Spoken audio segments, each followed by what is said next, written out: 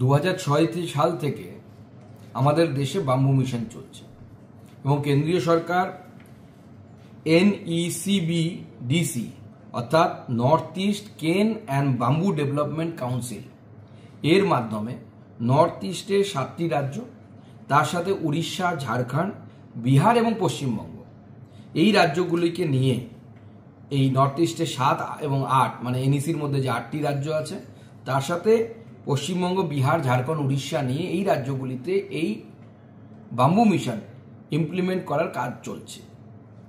18-19 সালে মাননীয় প্রধানমন্ত্রী কৃষি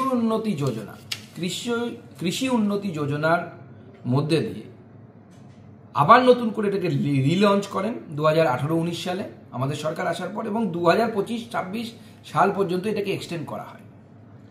দুর্ভাগ্যবশত পশ্চিমবঙ্গ সরকার এতদিন থেকে এই কাজের জন্য কোনো নোডাল এজেন্সি পর্যন্ত করেনি, অর্থাৎ যে এজেন্সি পশ্চিমবঙ্গে এই বাম্বু মিশনকে কাজে লাগাবে বা বাম্বু মিশনকে ইমপ্লিমেন্ট করবে, ধরাতলে নিয়ে যাবে।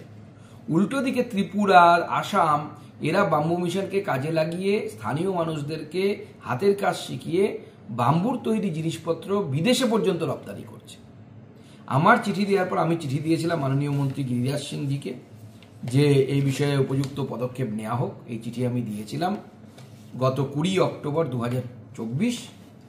তারপর মন্ত্রণালয়ের তরফ থেকে আমাদের চিফ সেক্রেটারিকে, এই যে গিরিরাজ সিংয়ের দপ্তর থেকে দেখতেই পাচ্ছেন পশ্চিমবঙ্গের চিফ সেক্রেটারি শ্রী মনোজ পান্ত, তাকে চিঠি দেওয়া হয় এবং সেই চিঠি দেওয়ার পর কোনো উত্তর পশ্চিমবঙ্গ সরকারের তরফ থেকে আসেনি। বাধ্য হয়ে আমাদের সরকার অর্থাৎ শিবরাজ সিং চৌহান তিনি পশ্চিমবঙ্গ কাজ করার জন্য আমাদের এই যে NECBDC অর্থাৎ নর্থ ইস্টার্ন কেন অ্যান্ড বাম্বু ডেভেলপমেন্ট কাউন্সিল, যারা নর্থ ইস্টে কাজ করত, তাকেই নোডাল এজেন্সি হিসেবে নিয়োগ করেছে আমার চিঠি দেওয়ার পরে।